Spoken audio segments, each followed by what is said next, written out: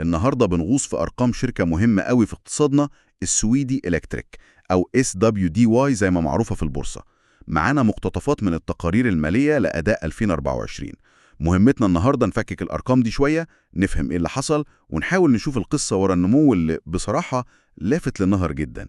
مش مجرد أرقام وخلاص، لا، عايزين نفهم أكتر. وهنبدأ بحاجة تخطف العين على طول. الأرقام السنة دي فيها قفزة مش عادية، بالذات في الأرباح. فعلا القفزة دي هي اللي بتخلي تحليل السنة دي مهم بشكل خاص. الأرقام ممكن تبهر لوحدها، بس القيمة الحقيقية بتبان لما نسأل ليه وإزاي. لازم نحط الأرقام دي في سياقها، يعني وضع الشركة نفسها والاقتصاد اللي شغالة فيه، عشان نفهم بجد معناها إيه.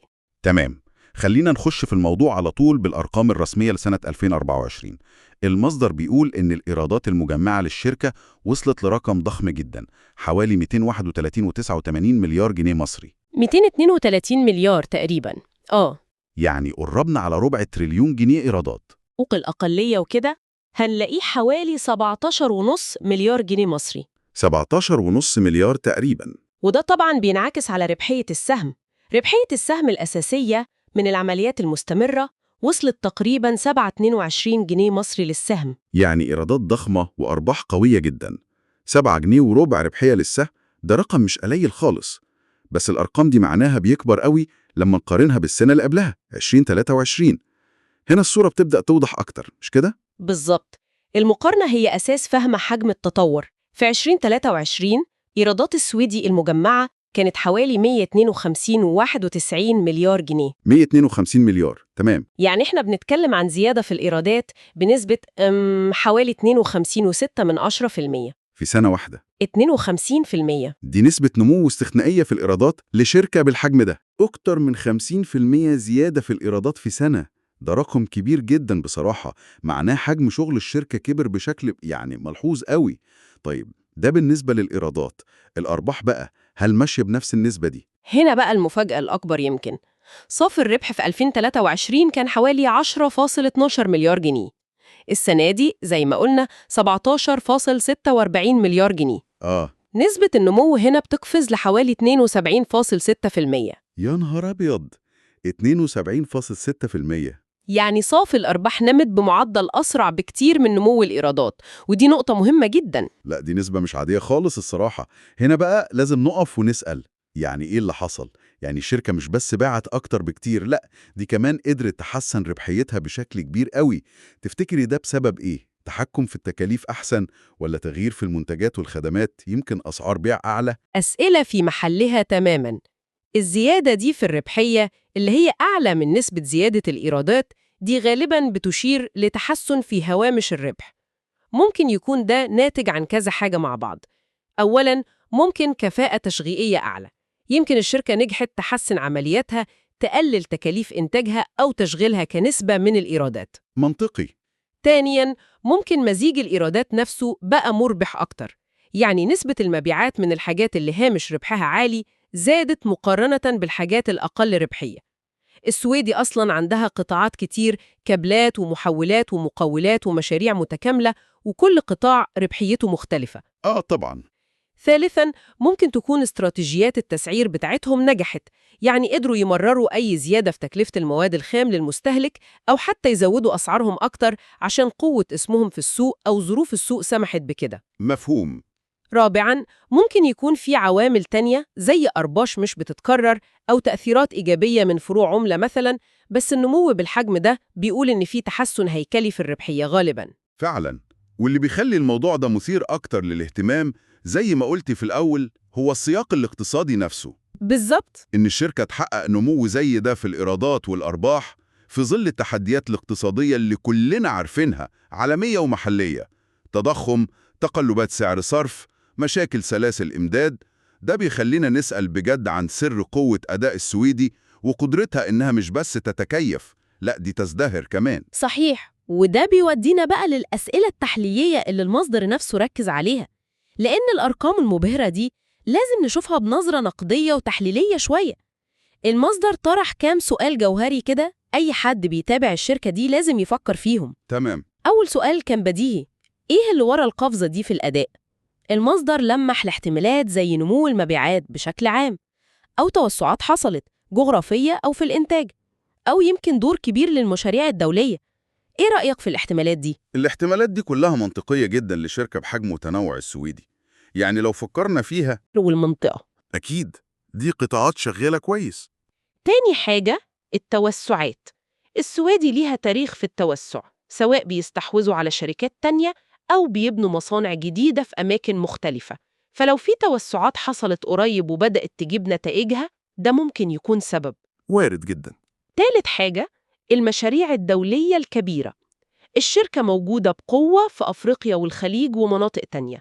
لو كسبوا مشاريع ضخمة بنظام تسليم المفتاح ترنكي بره مصر، ده غالباً بيأثر جامد على الإيرادات والأرباح، بس ممكن تكون فيها تقلبات أعلى شوية. تمام. رابع حاجة، زيادة الأسعار.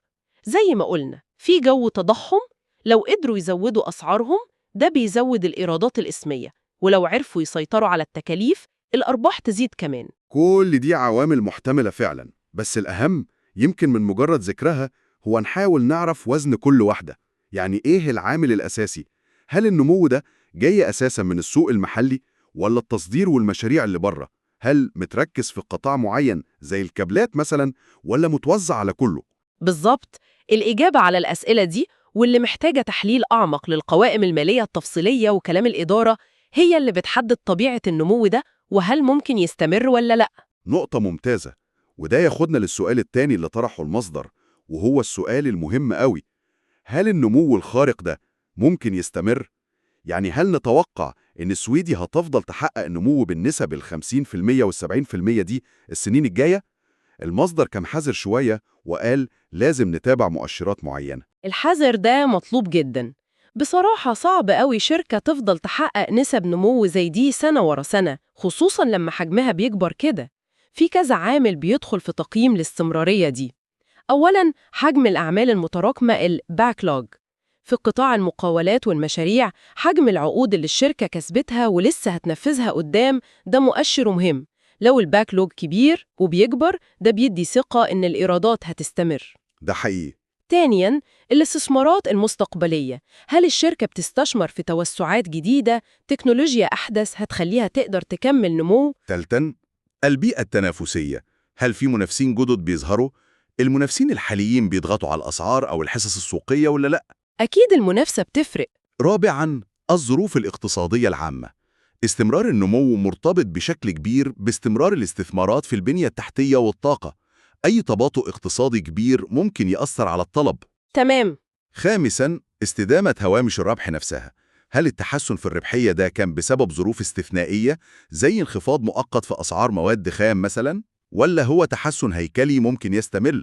ده سؤال مهم جداً. يعني بدل ما نتوقع نفس النسب تاني بالظبط، الأحسن نحلل العوامل اللي ممكن تخلي الأداء يفضل قوي في المستقبل، حتى لو نسب النمو رجعت لمستويات معقولة أكتر. أصلاً نمو 15-20% لشركة بالحجم ده يعتبر قوي جداً في الظروف العادية. ده كلام مظبوط جدا. الانبهار بالأرقام الحالية لازم يكون معاه نظرة واقعية للمستقبل. طيب، النقطة الثالثة والمهمة قوي اللي أثرها المصدر كانت عن المخاطر. مفيش شركة مهما كانت ناجحة شغالة في الهوا كده من غير مخاطر. المصدر قسمها لنوعين رئيسيين: مخاطر ليها دعوة بالسياق المصري والإقليمي، ومخاطر ليها دعوة بتقييم السهم نفسه في السوق. خلينا نفصص دول شوية. تمام. المخاطر دي جزء أساسي من أي شغلانة وفهمها ضروري. بالنسبة لمخاطر السياق ماكرو ريسكس، أولاً الاقتصادية. زي ما في فرص في تحديات. التضخم ممكن يرفع التكاليف، وتقلبات أسعار الصرف ممكن تأثر على تكلفة الاستيراد أو قيمة الإيرادات اللي جاية من بره. السويدي ليها شغل دولي كبير، فموضوع العملة ده أكيد مؤثر. كمان إنهم يلاقوا تمويل بتكلفة معقولة ممكن يبقى تحدي. فعلا، التمويل والعملة دي نقط حساسة. ثانياً، السياسية والتنظيمية. أي تغيرات في سياسات الحكومة اللي ليها علاقة بالاستثمار أو بالضرائب أو بالقوانين اللي بتنظم قطاعات الطاقة والبنية التحتية ممكن تأثر على الشركة. كمان الاستقرار السياسي والاقتصادي في الدول اللي الشركة شغالة فيها بره مصر مهم جداً. أكيد. ثالثاً، سلاسل الإمداد. الشركة بتعتمد على استيراد مواد خام زي النحاس والألومنيوم، وده بيعرضها لمخاطر تقلبات الأسعار العالمية وصعوبات الشحن والتوريد ساعات. دي نقطة مهمة دايما. طيب، والنوع التاني من المخاطر اللي هي مخاطر التقييم. مخاطر التقييم valuation risks دي ليها علاقة بسعر السهم في البورصة. هل السعر الحالي بيعكس الأداء القوي ده والقيمة الحقيقية للشركة فعلاً، ولا ممكن يكون السوق بالغ شوية في رد فعله الإيجابي؟ يعني ممكن السهم يكون غلي زيادة عن اللزوم؟ ممكن. السؤال هو، هل مضاعف الربحية ال PE ratio بتاع السهم معقول لو قارناها بشركات شبهه في نفس القطاع أو في الأسواق الناشئة؟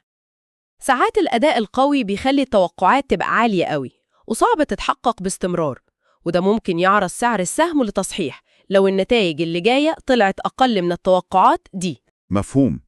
وممكن نضيف كمان المخاطر التشغيلية الخاصة بالشركة نفسها، يعني مخاطر تنفيذ المشاريع الكبيرة في وقتها وبميزانيتها، أو مخاطر الاعتماد على عدد قليل من العملاء الكبار، أو حتى مخاطر الحفاظ على الناس الكفاءات جوه الشركة.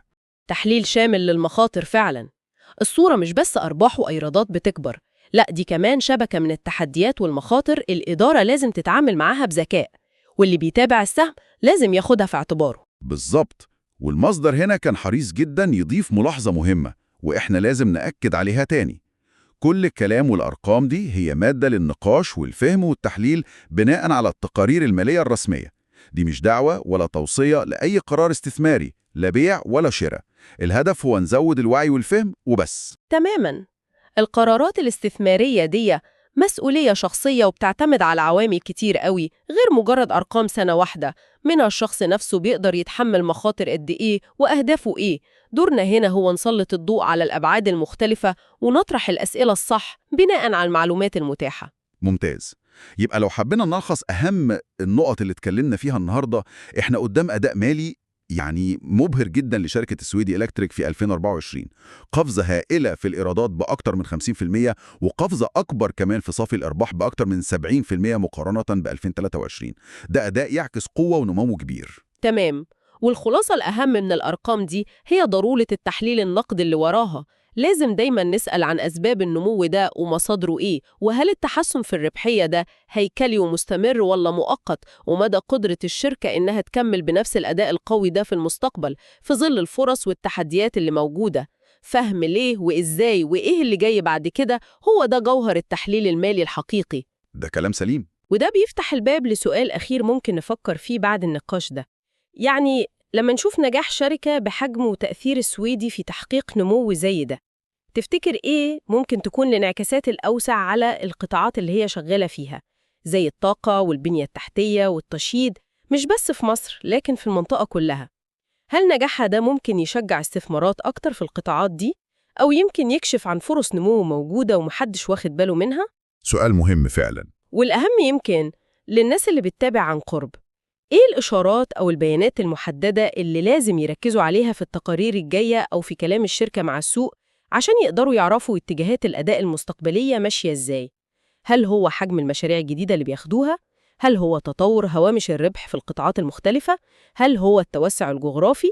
متابعة المؤشرات دي ممكن تدي صورة أوضح عن طريق الشركة الفترة الجاية.